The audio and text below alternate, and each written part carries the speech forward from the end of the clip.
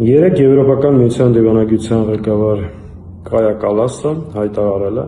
որ Հայաստանի իշխանությունները դիմել են ԵՄ-ին, խնդրելով աջակցություն ընտրությունների ժամանակ Մոլդովայի օրինակով կամ փորձով։ Ելնելով այս հանգամանքից պետք է արձանագրենք 3 փաստ։ Առաջինը, սա ուղիղ միջամտություն է արտաքին ուժերի կողմից Հայաստանի ներքին գործերին։ Երկրորդ, օրվա վարչախումբը քաջ գիտակցում է, որ այլևս չունի ժողովրդի կողմից աջակցություն եւ նույնիսկ պետական, վարչական ուժային ռեսուրսները բավարար չեն իրենց վերարտադրությունը ապահովելու համար։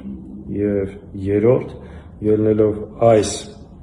իրավիճակից, իրենք արտաքին ուժերի միջամտությամբ հենց Մոլդովայի օրինակով պատրաստվում են առաջիկա ընտրություններին չեզոքացնել ընդդիմադիր ուժերի մասնակցությունը։ Սա է իրական պատկերը Նիկոլ Փաշինյանի իշխանության, ժողովրդավարության, անկախության եւ ինքնիշխանության մասին։ Եվ ամենևին չզարմանաք, եթե առաջիկայում Ալիևը եւ Էրդողանը հայտարարեն, որ տարածաշրջանում կայունության եւ խաղաղություն հաստատելու համար Նիկոլ Փաշինյանը դիմել է իրենց,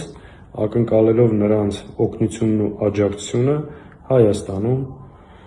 Փաշինյանի